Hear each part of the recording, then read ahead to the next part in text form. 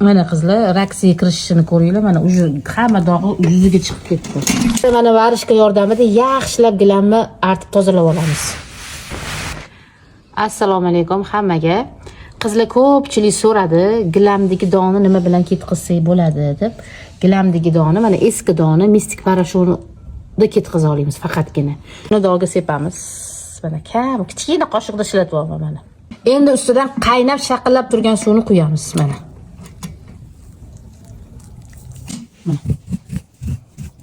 Mana. Suvni o'zi mana. Mana reaksiya kirishib ketdi. Hozir varishkamda mistik parashut bor, mana qaranglar, siqsam mana dog'i chiqyapti mana. Qizlar, yangi dog'larga mistik parashutni o'zi yetadi. Shunda artganingizda toza bo'ladi. Surkatmasdan, tarqatmasdan tozalasa bo'ladi. Eski dog'larga mistik parashut bilan ishlatinglar. Buni qizlar kir mashinani ham tozaladim, dazmolni ham tozaladim, ko'rdinglar. Hamma dog'larga eng zo'r yechim mana shu. Men bu varishga gilam uchun, mehka mebel uchun zo'r narsa.